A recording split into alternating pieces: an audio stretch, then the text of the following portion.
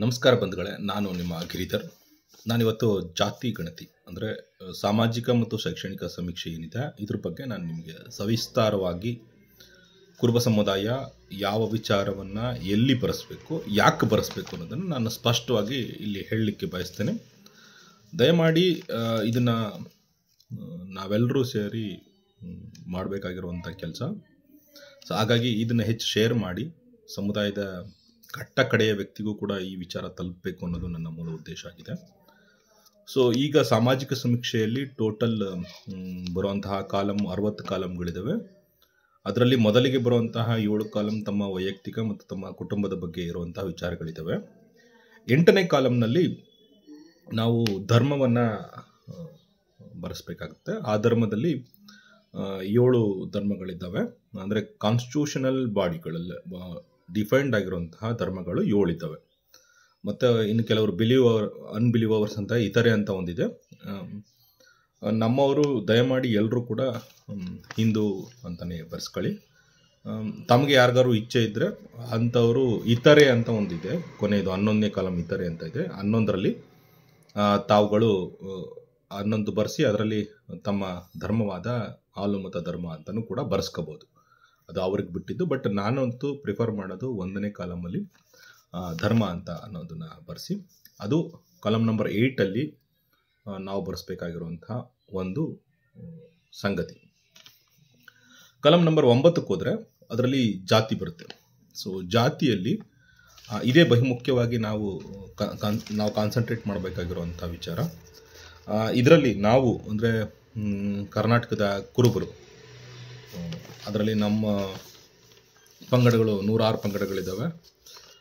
ಅವೆಲ್ಲ ಇರಲಿ, ಅದೇನು ತೊಂದರೆ ಏನಿಲ್ಲ. ಸೊ ಸದ್ಯದ ಮಟ್ಟಿಗೆ ನಾವೇನು ಮಾಡಬೇಕು ಅಂದರೆ ಯಾದಗಿರಿ, ಗುಲ್ಬರ್ಗ ಮತ್ತು ಬೀದರ್ ಈ 3 ಜಿಲ್ಲೆಗಳನ್ನು ಹೊರತುಪಡಿಸಿ ಕೊಡಗು, ಚಾಮರಾಜನಗರ, ಮೈಸೂರಿನ ಕೆಲವು ಭಾಗಗಳು ಅಂದರೆ HD ಕೋಟೆ ಈ ಭಾಗಗಳನ್ನು ಹೊರತುಪಡಿಸಿ ನಾನು ಹೇಳ್ತಾ ಇರೋ ವಿಚಾರವನ್ನು ಮಾತ್ರ ನೀವುಗಳು ಬರೆಸಿ. ಇದು ಕಾಲಮ್ ನಂಬರ್ 8ರಲ್ಲಿ ಬರೆಸಬೇಕಾಗಿರೋದು ನಾವು A0809 ಅಂತ. ಇದು ಕುರುಬ ಅನ್ನೋ ಒಂದು ಇದನ್ನು ತೋರಿಸುತ್ತೆ. ನಾವೆಲ್ಲರೂ ಕೂಡ ಕುರುಬ ಅಂತಲೇ ಬರೆಸ್ಬೇಕು, ಆಯಿತಾ? ಇದು ಕಾಲಮ್ ನಂಬರ್ 8ಅಲ್ಲಿ ಕೊಡಗು, ಚಾಮರಾಜನಗರ, ಯಾದಗಿರಿ, ಗುಲ್ಬರ್ಗ ಮತ್ತು ಬೀದರ್ ಜಿಲ್ಲೆಗಳನ್ನು ಹೊರತುಪಡಿಸಿ ಅಲ್ಲಿರೋ ಕುರುಬರಿಗೆ ಬೇರೆ ಥರ ಕೋಡ್ಗಳಿದೆ. ಅದನ್ನು ನಾವು ಅರ್ಥ ಮಾಡ್ಕೋಬೇಕು. ಇವುಗಳಲ್ಲಿ ಅಲ್ಲಿ ಸಪೋಸ್ ನನ್ನ ಪೂರ್ವಜ ಆ ಜಾಗಗಳಲ್ಲೂ ಕೂಡ ಅಂದರೆ ಯಾದಗಿರಿ, ಬೀದರ್ ಮತ್ತು ಕಲಬುರ್ಗಿ ಮತ್ತು ಚಾಮರಾಜನಗರ, ಕೊಡಗು ಮತ್ತು ಈ HD ಕೋಟೆ ಈ ಭಾಗದಲ್ಲಿರುವಂಥ ನಮ್ಮ ಪೂರ್ವಜರು ಕೂಡ ಏನಾದರೂ ಕುರುಬ ಅಂತ ಬರೆಸಿ 2A ಕೊಟ್ಟ ತಗೊಂತಿದ್ರೆ ತಾವು ದಯಮಾಡಿ ಕುರುಬ ಅಂತಲೇ ಬರೆಸಿ, ಬೇರೆದನ್ನು ಬರ್ಸೋಕೆ ಹೋಗ್ಬೇಡಿ. ತಾವು ದಯಮಾಡಿ ಕುರುಬ ಅಂತಲೇ ಬರೆಸಿ. ಆಮೇಲೆ ಯಾರ್ಯಾರು SD ಕೋಟ ತಗೋತಾ ಇದ್ದಾರೆ ಅಂದರೆ ಈಗ ಯಾದಗಿರಿ, ಗುಲ್ಬರ್ಗ, ಬೀದರ್ ಮತ್ತು ನಮ್ಮ ಕೊಡಗು ಮತ್ತು ಚಾಮರಾಜನಗರ ಡಿಸ್ಟಿಕ್ ಮತ್ತು ಮೈಸೂರಿನ ಕೆಲವು ಭಾಗಗಳಲ್ಲಿ ಈ ಭಾಗದಲ್ಲಿರುವಂಥವ್ರು ಗೋಂಡ್ ಎನ್ ಸರ್ಟಿಫಿಕೇಟ್ ತೊಗೊತಾ ಇದ್ದಾರೆ SD ಅವರು. ತಾವು ST ಅಂತ ಬರೆಸಿ. ಕಾಲಮ್ ನಂಬರ್ 8 ಜಾತಿಯಲ್ಲಿ ST ಅಂತ ಬರೆಸಿ. ಅದು C09.1 ಅಂತ. ಅದು ಗೋಂಡ್. ನೀವು ಗೋಂಡ್ ಆಗಿದ್ರೆ ಗೋಂಡ್ ಅಂತ ಬರೆಸಿ, ಅಥವಾ ರಾಜ್ಗೋಂಡ್ ಆಗಿದ್ರೆ ರಾಜ್ಗೋಂಡ್ ಅಂತಲೇ ಬರೆಸಿ. ಅದು C09.3 ಇದು ರಾಜಗೊಂಡ. ಓಕೆ, ಗೊಂಡ DA ಇಲ್ಲ, ಗೋಂಡ್ ಅಷ್ಟೇ. ಸೊ ಇದನ್ನು ನಾವು ಈ 3 ಡಿಸ್ಟಿಕ್ಕು ಏನು ಹೈದರಾಬಾದ್ ಕರ್ನಾಟಕದ 3 ಡಿಸ್ಟಿಕ್ ಏನಿದ್ದಾವೆ ಆ ಯಾದಗಿರಿ, ಗುಲ್ಬರ್ಗ ಮತ್ತು ಬೀದರ್ ಭಾಗಗಳಲ್ಲಿ ನಾವು ಇದನ್ನು ಬರೆಸ್ಬೇಕು.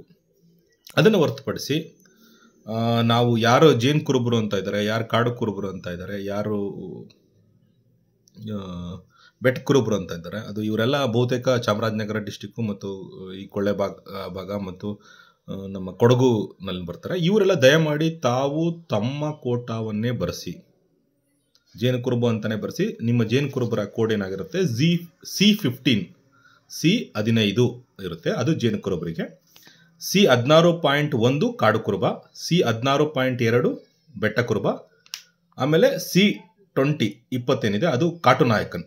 ಓಕೆ, ಆಮೇಲೆ ಕೊಡಗು ಅಲ್ಲಿರುವಂತಹ ಬಹುಮುಖ್ಯವಾಗಿ ಕೊಡಗುಲ್ಲಿರುವಂತಹ ಕುರುಬರಿಗೆ ಇದು ಎಸ್ ಟಿ ಕೋಟಾ ಸರ್ಕಾರದಿಂದ ಮುಂಚೆಯಿಂದನೂ ಇದೆ. ಇದು ಗೆಜೆಟಿಯರ್ ಅಲ್ಲಿ ಕೂಡ ಡಾಕ್ಯುಮೆಂಟ್ ಆಗಿದೆ.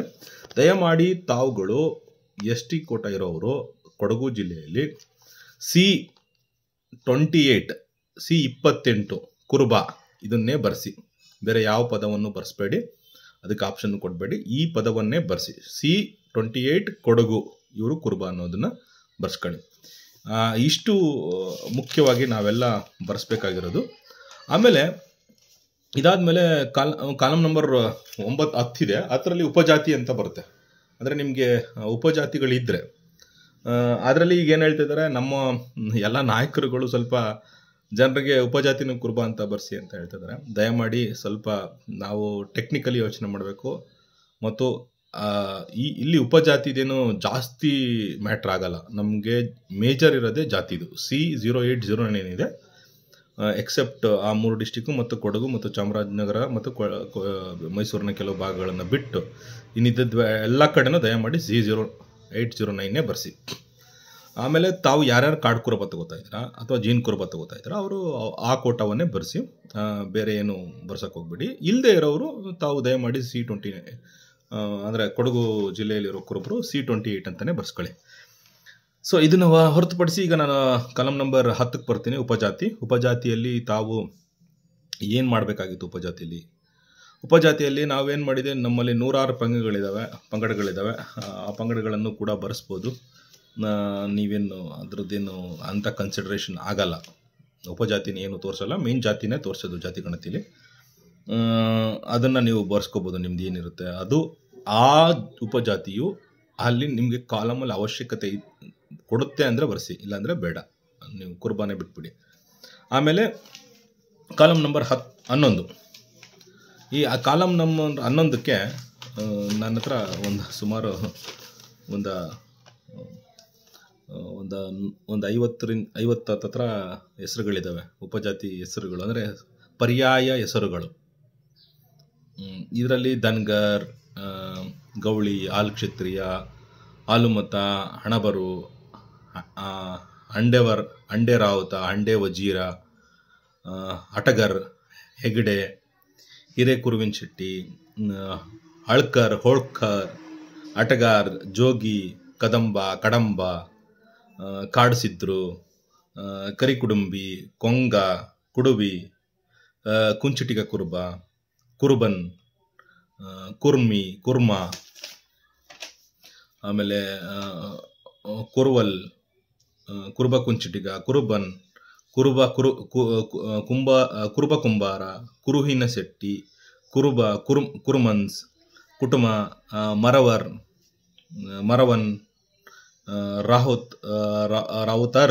ರಾವುತೇರ್, ರಾಯ ರಾಹುತ್, ಒಡೆಯರ್, ಜಂಡೆ ಕುರುಬ, ಜೇಂಡ್ ರಾಹುತ್ ಅಂತ ಈ ಥರ ಇನ್ನೂ ತುಂಬ ಇದ್ದಾವೆ.